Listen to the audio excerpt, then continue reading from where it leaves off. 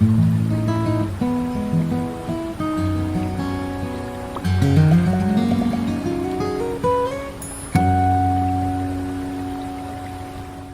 afternoon, everyone. Thank you for joining the investment committee here at Curo Private Wealth for our third quarter market and economic review. We really appreciate you taking time out of your day to be here with us.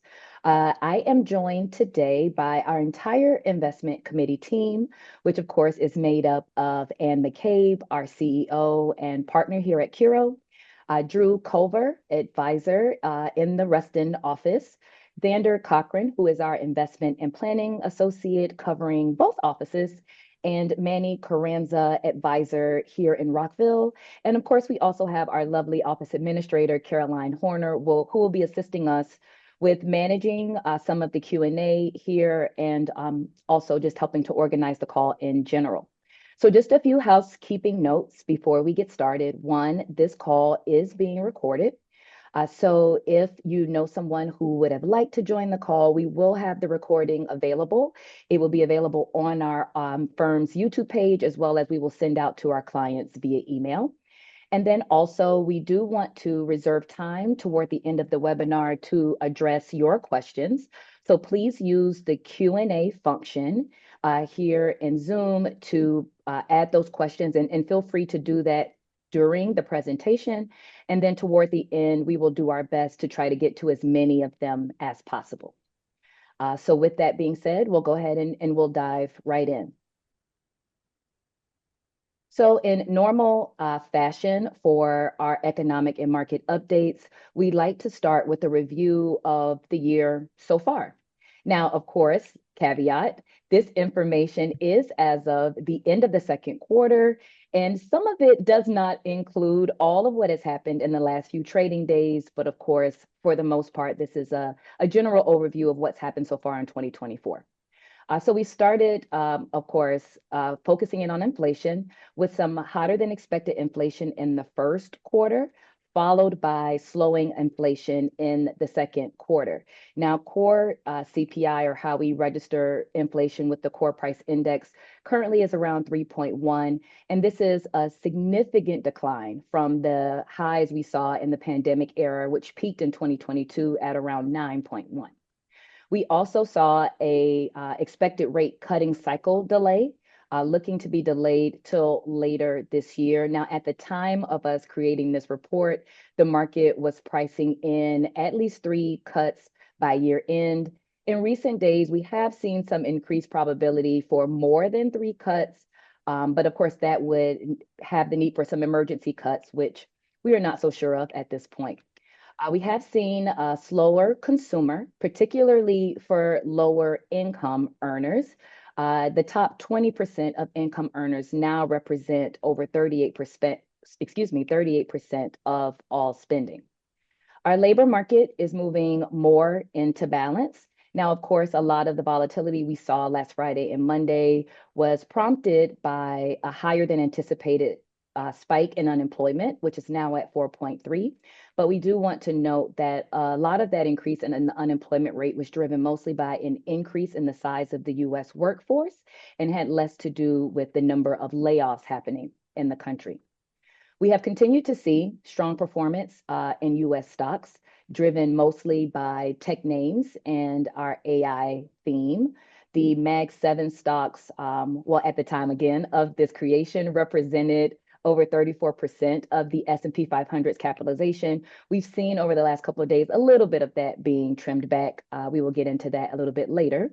But overall, this year has been overwhelmingly positive, with 31 record all-time highs for the S&P 500 index just in the first half of the year. So 2024 so far has been off to a nice start for markets. So now looking a little bit at our market review year to date, again, through the end of the second quarter by asset class, we see here that equities have continued to outperform other asset classes since the start of the year, mostly due to the U.S. equity market represented by the S&P 500.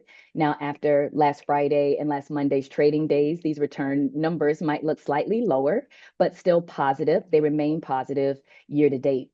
Bonds, of course, remain relatively flat in the face of high interest rates by the end of the second quarter, with the only positive sector of fixed income being represented in US high yield. I actually think that number might be a little bit different because the US aggregate bond index did enjoy last Friday and Monday, which was pretty bleak for equities. So I do think we probably now see some positive returns across different sectors in the fixed income area. Commodities have enjoyed a solid rally after a disappointing 2023, and then US real estate remains slightly negative to mostly flat through the end of the quarter. So that is just a general overview and highlight of what we have in the markets. And now I will turn it over to our advisor, Drew, to take you through the next parts of our review. I think I'm actually going to take it if that's okay. My apologies, and you got No, it. your twin is going to take it. So thank you. Thank you, Teresa. So one of the themes we have been talking with clients about a lot over, I want to say the last year or so, and talking as a committee is this idea that the bulk of the returns that we've seen in the S&P 500 have been driven by the largest companies. So what we're looking at on this chart are valuations, and valuations are just a fancy way of saying how expensive are stocks relative to the earnings that we are expecting for them to generate over the next 12 months. So what we see on this chart is the 10 largest companies in the S&P 500 are trading at a valuation of 29.3 times what we are expecting or what the market is expecting for them to generate in earnings over the next 12 months. And the other 490 stocks of the S&P 500 are trading at a lower 17.8 times. So you will see quite a gap in what we're seeing for the largest companies versus the other 490. Now, if you go back on the chart, back to the 2000s with the tech bubble, we're not seeing anywhere near of a gap as large as we saw back in the 2000s, but this is something that has widened out since 2020, and again, something that we're paying very close attention to. So on the next chart, what we're doing is showing valuations for what's called the S&P 500 equal weight. So when we talk about the S&P 500, the traditional index, that is what's called a cap-weighted index, which means the largest companies in the S&P 500 are going to have the highest percentage exposure in the index. So Teresa already mentioned the Magnificent Seven, which are the seven largest tech companies in the S&P 500 represent over 30% of the S&P index. And I do think even with the recent sell-off, that is still the case. In this chart, we're taking the S&P 500 equal weight. So we're equal weighting across all 500 companies, so each of them get the same exposure. And if we look at those valuations or how expensive those companies are, the equal weight index is trading, it's actually about average. So currently trading at 15.8 times compared to a historical average of 15.4. So anytime we look and see metrics that show us that the market is expensive, it's really being skewed by those largest, mostly tech-related companies. So this next chart just kind of hones in and I think reiterates this point. So what we're showing on this chart is the first bar is data from the first half of 2024. So what we'll see in that orange is 4 stocks are responsible for 8% of the total return, which was 15.3% in the first half for the S&P 500. So another way of saying that is these 4 companies, NVIDIA, Amazon, Microsoft, and Alphabet, were responsible for over 50% of the returns that the S&P 500 enjoyed in the first half. So just incredible amounts of concentration, whereas the remaining 496 stocks returned about 7.3%. Now, the good news in the second half so far is we are seeing a rotation. So we'll see those 4 stocks that I mentioned that were responsible for more than half of the returns in the first half are actually down. And this is data as of July 17th, but those 4 stocks were down 1.1%.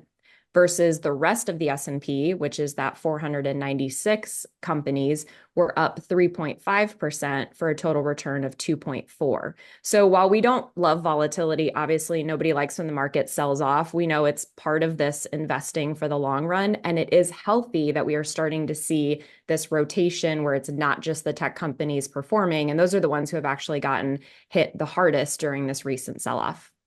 So I'm going to turn it over to Drew to talk about small caps.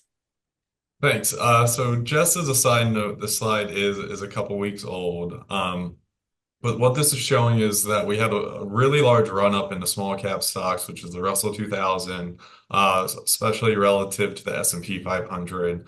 However, over the past week or so, a lot of those gains that we're seeing on this chart for the Russell 2000 have been wiped out. But it's really just a testament to how quickly stocks can do really well versus doing really poor.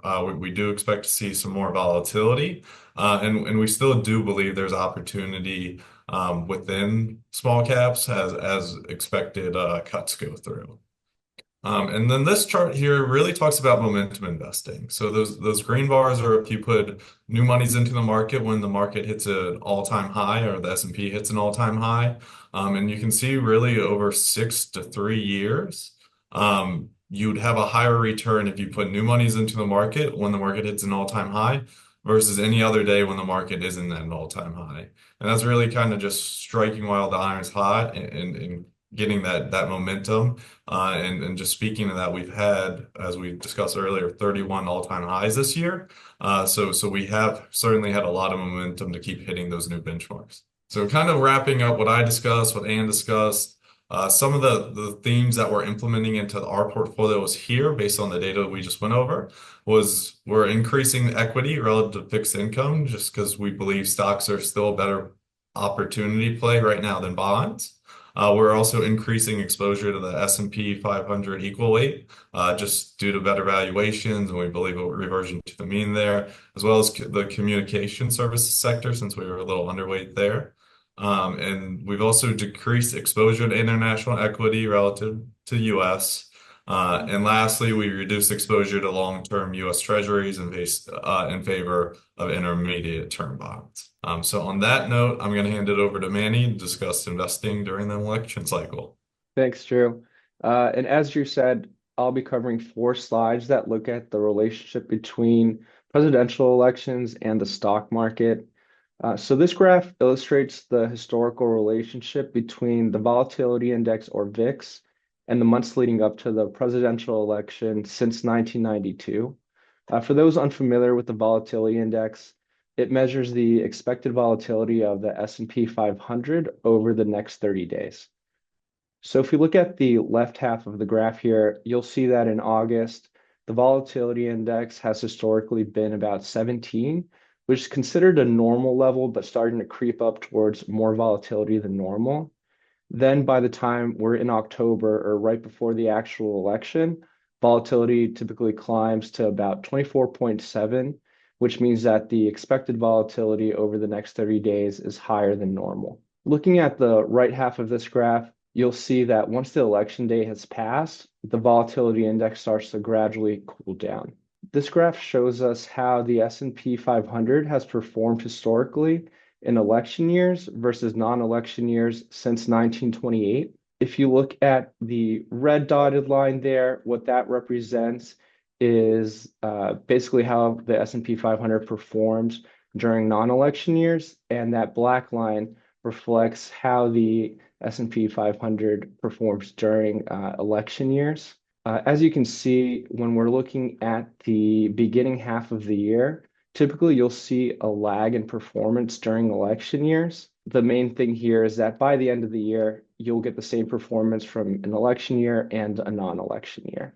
On the next graph here, what this shows us is how the S&P 500 has performed historically during a president-elect's time in office since 1949.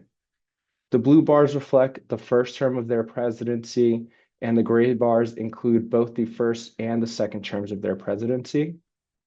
So I'd like to bring your focus over to the highlighted section, which reflects the year we're in right now. Historically, the S&P 500 has grown 11.8% during a president's first term in a presidential election year. As Teresa and Ann mentioned, as of June 28th, the S&P had grown by 15%, so it seems like we're in the ballpark this year. The final graph shows the performance of a 60-40 portfolio since 1860, broken out by which party was in power. Red obviously represents Republicans and blue represents the Democrats. So taking a look at the graph, you'll see that a 60-40 portfolio had amazing years and terrible years under each party. But more importantly, you'll find that there was no statistical difference between which party was in power and the performance you got from a 60-40 portfolio. When Republicans were in power, they averaged about 8.1%, and when Democrats were in power, they averaged about 7.7%. The main point here is that there hasn't been a strong relationship between market returns and political parties, and you should basically just make sure that during these times of volatility, you're sticking to your financial plan and keeping your long-term goals top of mind. So with that said, now you'll hear from my colleague Xander to go over what we're seeing in the economy. All right, so this chart here is our economic dashboard, and we like to share this visualization every quarter and to see different aspects of the economy and how they've been shifting. So we have dials here from green and the positive to red and the negative, four different aspects. So first we have monetary policy, which is really what the Federal Reserve Bank is doing with interest rates. As Teresa mentioned, we saw hotter than expected inflation towards the beginning of this year, and finally starting to see it cool a little bit more recently. And so this has delayed when the Federal Reserve was expected to cut rates. Initially this year, we saw the market anticipating potentially as early as March. Now we're well past that, and we still haven't seen a first rate cut. At this point, it's expected to be in September. And likely we'll see this dial here move a little bit more into the green territory as the Federal Reserve starts to cut interest rates. Next, we have manufacturing, which is also in the gray territory as of right now. We saw earlier this spring the manufacturing index move into positive territory after it had been in negative territory for about 18 months. Since then, it's come back and contracted a little bit, so it's kind of muddling through right now. So it's keeping it in the neutral territory as we've seen some continued struggles recently. Next is the consumer. We've seen this dial move back a little bit more towards the red over the past quarter. Overall, the consumer remains relatively strong. However, we have seen delinquencies tick up as consumers are having a harder time paying off their credit cards and other debts that they have. Confidence has remained lower than we'd expect given the economic numbers. And so we've seen a bit of a decline here, but I'll get into a couple other charts shortly. Next, we have housing, which has been towards the red negative section of the dial for some time. We have seen housing prices go up. We've seen mortgage rates go up, although we might see a little bit of a relief there in the past little bit. But really, it's been supply and demand has been unbalanced when it comes to housing, and it's really pushed affordability to make it harder to afford a house right now. Lastly, we have the labor market, which has been the most positive of the five dials. Right now, as Teresa mentioned, we've seen a little bit more moving into balance for the labor market. In the past week, we've seen the job creation numbers come down. It was lower than expected, as well as unemployment number go higher than expected. So with the next slide, we'll get a little bit more into the numbers for job growth. You can see here in the top section of the chart here, we see the short-term perspective of the monthly change in non-farm payroll. So the number of new jobs being created has definitely come down over time. Since earlier in the pandemic, we saw a massive shock and then supply increasing a lot more for the amount of people the amount of jobs being created, this has slowed down over time.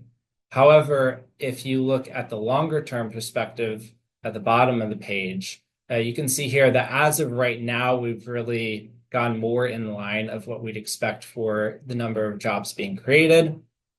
The key issue here will be, is this trend line, will it continue to go lower, or will it kind of balance off where it is right now? And that will be a key determinant of whether we see how much of an economic slowdown we see in the future. And then next, one to focus in a little bit on the consumer a little bit. And so the consumer is important because almost 70% of the US economy is driven by consumer spending. So that's a real slowdown here would definitely cause an issue in the economy to slow down as well, as we saw in 2020. So this chart here shows real personal consumption expenditures. So this is actually adjusted for inflation as well. We saw a big crater in early 2020 as everything was being shut down. Consumers had nowhere to go and didn't spend all their money. And so consumer spending fell off a cliff, but it recovered pretty quickly over the next year. And you can see this trend line for the past few years has really been considerably steady, even after adjusting for inflation. So this would be one of the triggers that if we saw a decline here would really be an issue for the economy overall. But as of right now, we have not seen that yet. And then next, also on the consumer as well. So Teresa also mentioned this earlier. Right now, the top 20% of income earners are actually spending about the equivalent of the bottom 60% of income earners combined.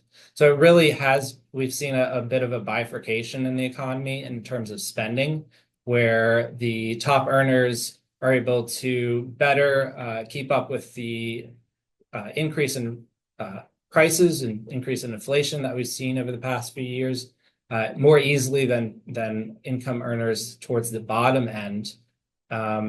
And this is also a bit, as we've seen, people at the higher end of income brackets tend to also be able to save a bit more, have more invested, and these extra savings, especially if you're earning around 5% right now, gives you a little bit of extra income buffer to be able to weather those higher prices. We might see, as interest rates come down a little bit, and also if we see a continued pullback in the stock market and other asset classes, this may weigh a little bit more on the higher income tier of consumers. But as of right now, the consumer has been relatively strong, especially on the higher end. That's a bit of a summary of the economic situation right now. And with that, I'll switch it back over to Anne to cover a couple more slides before we open up for questions. All right. Thanks, Ander. So you've probably seen this chart before if you have attended any of our webinars. We love showing this chart. It is called Stocks for the Long Run. Excuse me. And long run it is. This data goes back to 1802. So these numbers were crunched by Professor Jeremy Siegel, who is at the Wharton School of Business. And what he was attempting to do is calculate the long-term real returns of stocks versus these other asset classes that we see on the chart. And when I say real, I mean the nominal return minus the effects of inflation. So if you look at that top line, that represents the stock market. So if you put $1 in back in 1802, that dollar would have grown to $2.1 million as of the end of 2021. And if you look at actual returns in the stock market, they have averaged since 1802, 6.8%. And you can see the other numbers on the chart between bonds, bills, which is a cash proxy, gold, and the dollar are nowhere near as much as we would have earned in the stock market. So although in the short run, as we are experiencing right now, stocks can be quite volatile and quote unquote risky, we would argue that over the long run, they are one of the most stable asset classes that we can be in. And also, if our goal is to grow wealth and maximize our returns, historically, this has been the best place to do that. So the next chart we ended up adding at the last minute as a result of the volatility that we've seen here over the last week or so. And if you've been around a while, you've probably seen this chart. We love this one, and we always pull it out when volatility starts to spike. So if you haven't seen this chart, what we are looking at is those red dots that you see in every year represent the worst intra-year decline in the S&P 500 back from 1980. And we have a data point every year. This chart was updated as of the end of 2023. So if we go back to 1980, which is the first calendar year we have on this chart, that red dot showing negative 17% means that the S&P 500 hit a certain level in 1980 and declined from that level 17%. So that was the worst point in 1980. But if you look at the gray bars that are also on the chart, these represent the actual calendar year returns for those years, assuming you were in the market in the S&P from January 1st to December 31st of each of those years. So back to 1980, had you not sold out when the market was down 17% and went to cash, you just rode the wave and you were in the market from January 1st to December 31st, your actual returns would have been positive 26%. Another year we like to highlight is the COVID year. So the year when we were dealing with the global pandemic and the economy shut down, which was in 2020. You'll see that red dot in 2020 was negative 34%. That was in the spring of 2020. The S&P basically fell off a cliff. It went down 34% in 33 days. But again, had you just not done anything and stayed the course, your actual returns that year in 2020 would have been positive 16%. So a couple takeaways that we like to share with clients on this chart. Number one, we have red dots every year, meaning we as investors should expect that we will have sell-offs in the market every year. That is 100% normal and it's to be expected. In fact, if you take the average of these red dots since 1980, the average intra-year decline for the S&P 500 has been over 14%. To put that in context with the recent sell-off that we saw, S&P sold off about 8.5%. So until we get to 14, we really shouldn't be concerned or thinking that it's abnormal because the normal sell-off is 14%. The other takeaway that we like to share is in 33 of 44 years, the gray bars are in the positive. So 75% of the time, even though we have an average pullback of 14%, 75% of the time, the S&P ends the year in the positive. So it really is in favor from a historical perspective for those investors who ride the waves and who don't do anything, namely sell out of their portfolio when the market is down. So another chart or visual that you've probably seen, we like to close out our presentations with this visual. This is a visual of our philosophy at Curo and how we work with clients. And what you'll see are two concentric circles and where we attempt to live and attempt to work with clients every day. In the matters circle, top of mind for most of our clients is their family, their occupation, and getting to a work optional lifestyle. And then those recreation ideas like your bucket list or hobbies that you enjoy. Those are what we call the whys of life. How we fund the whys of life, that's where the money and the assets and the investments come in. But we view money as a tool, as a means to an end to give us the kind of lifestyle we desire today, but also make sure we're setting ourselves up for success in the future.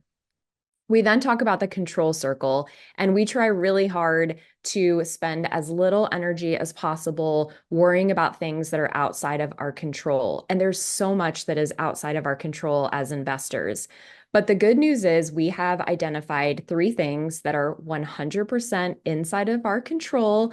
And we would argue if we can get these 3 things right, we are like 90% of the way of having a successful and fulfilling financial journey.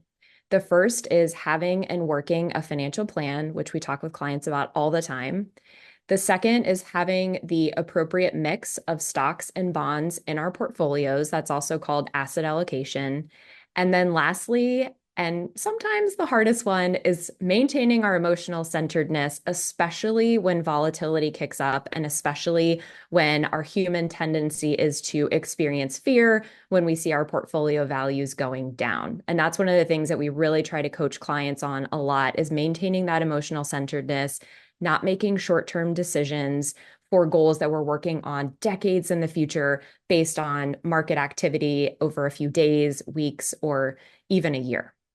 So what's outside of our control is timing the markets. We do not believe that anybody can properly time the markets.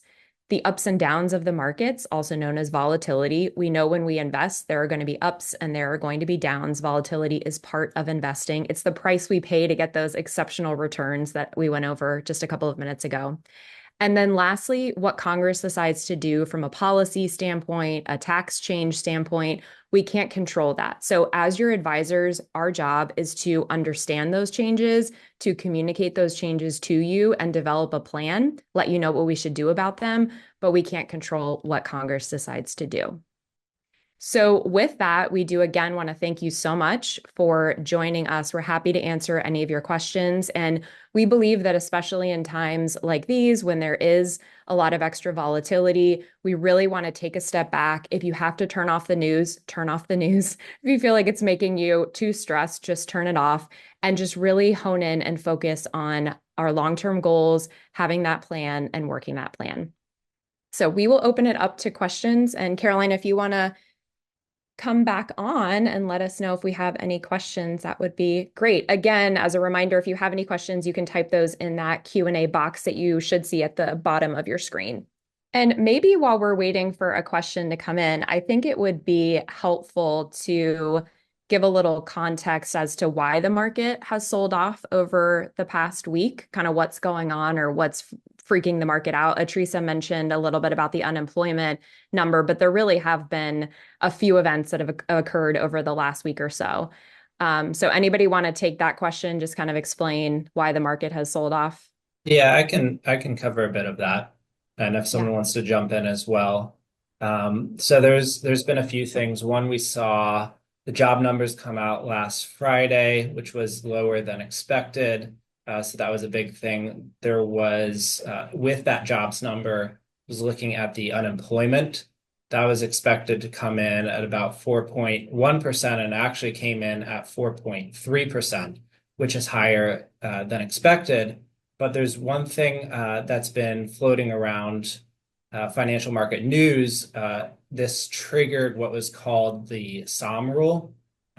So Claudia Somm is an economist. She worked as an economist for the White House, and she discovered this regularity within markets, essentially that whenever the unemployment rate increased by more than 0.5% from the bottom of the cycle, which we saw when the unemployment rate rose about to 4.3, that was something that over the past, I think 12 out of 12 recessions, it was a trigger where that when that indicator was triggered, we either saw we were already in a recession, or we're just about to be in a recession.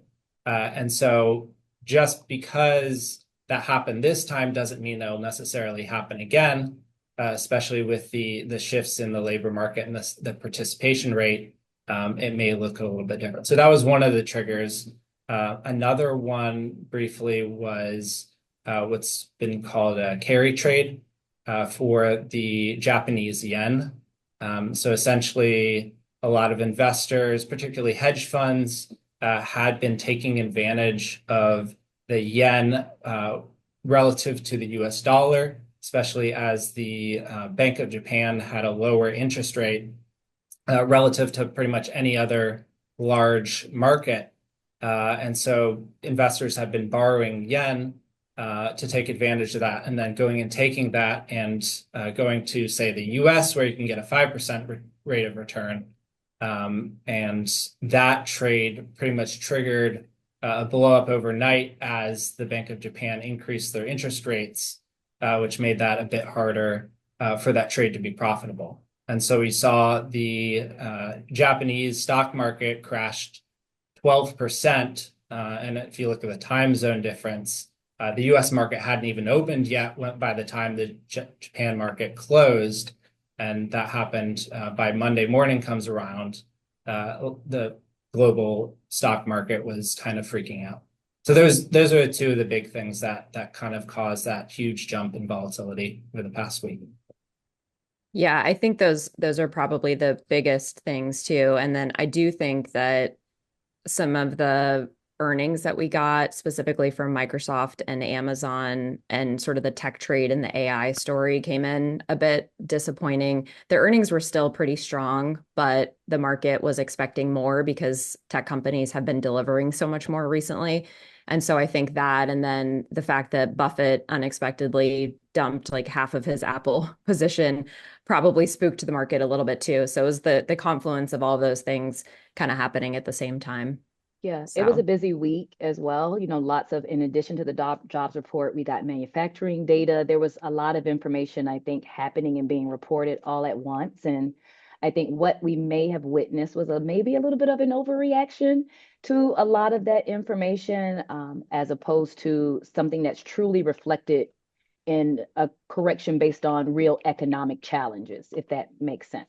But yeah, very busy week last week. yeah, for sure. It was only what, 2 weeks ago that we got a really strong GDP report that Right. surprised to the upside, and now all of a sudden. But as Drew was talking about with the small cap chart, it just goes to show how quickly sentiment can change in the market. So this is why we want to be really careful about that. So Absolutely. Okay, so I do think we have a question. So Caroline, if you'd like to share that. Yes, we do. So, question number one is what not to do when the markets take a scary dip. There's a general attitude, and I usually describe it as zoom out, right? It's very easy to react to very short-term events that are happening over the course of a few weeks or a few days. And I think as long-term investors, it's important to zoom out. And I think working with an advisor helps you do that, right? Put some perspective and context around what's happening in those moments of scary dips. For example, as Anne shared when she was talking about the intra-year declines, in 2020, we saw the market literally fall off a cliff in the matter of about a month, right? 30, was it 33, 32, 33 33. days, Yeah. right? We saw a very steep correction. But at the same time, if you look at the overall returns of that year, it was very V-shaped, right? We fell off a cliff and then the market hit a bottom and immediately took off. So I think the biggest thing to do when the market starts to do a dip is to just zoom out. Let's go out to a more longer term perspective, take a look at where we are in the market cycle, in the economic cycle, because again, markets are driven by investor sentiment sometimes, right? It's the act of buying and selling and what we feel in the moment that many times will help drive volatility, which is why we think of it as a fear index, right? It's about the way we feel in that moment. So that's just usually my general rule to clients and to investors. First step, zoom out and because there is a difference between when there's normal corrections, normal sell-offs, and when things may actually be in danger, for lack of a better word. But if anybody has anything else to share to what not to do, well, I guess that would be a what to do question. Well, don't zoom in to answer the question the way it was asked. What not to do, don't focus on that short-term dip. Yeah, that's great advice. Anybody else have anything to add? Agreed. Just stay the course. So unless there's been a significant change in your life, your lifestyle, these portfolios are designed for long term, and really just staying the course we think is going to be the end best result for you. Absolutely. Yeah, and I think most of the people who are on this webinar are our clients. And so just know, if you are our clients, that when we run your plan and stress test your portfolio, we are not doing so assuming that the markets will be beautiful every year, year after year, because that's not the reality. So we very much, when we're doing your planning and your projections, expect that we will have rocky times because we always have had rocky times for different reasons, and we expect rocky times in the future. And this is why, with our clients who are retired, we talk so much about that cash carve out. We believe that we need to have enough cash on the sidelines for you, especially to continue generating your portfolio income, so that when we hit a downturn in the market, we are not forced to sell at an inopportune time, because that is the worst thing we have to do as investors, is not be able to ride those waves and wait and be patient until they come back, because we need income. So that's why we manage that cash as part of our overall investment philosophy so carefully, to try to ensure that we never have to sell at a downtime. So as long as you have plenty of cash you can access, you really don't need to worry about that portfolio. And we also really try to make sure we get clients into appropriate portfolios and allocations for them, so that, not that you're going to like when the market is down, but so that we feel confident you'll stay the course even when the market goes down. So we have another question. Caroline, do you want to read that question for us? From anonymous attendee, I've always looked forward to times when market corrections happen. Is it a good time now to double up contributions to S&P or my existing mutual funds? We love when clients look at this as a sale and think about putting more money to work versus going to cash and selling out. So who wants to take that one? I can take a first stab at it. Yeah.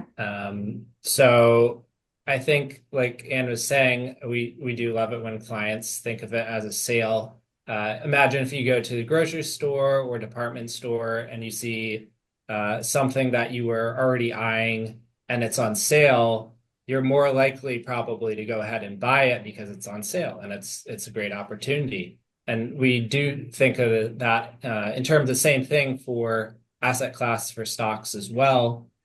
We're not going to go ahead and time the market, but if the market happens to give us a sale, we're going to take advantage of it. And so that's something that we are internally doing as our investment committee. We're talking about this all the time and looking for areas of opportunity should the market give us those opportunities. So we're ready to pounce and make some of those trades and changes in portfolios. But it also goes back to the cash question, is if you have some excess cash above your needs of what you need, then maybe it would be a good time to be able to take some of that excess cash and put it into a diversified portfolio to have that money instead of sitting at the sidelines, although it's earning maybe around 5% right now. When the market pulls back a little bit, maybe you can get a little bit more, assuming that goes in line with your risk tolerance.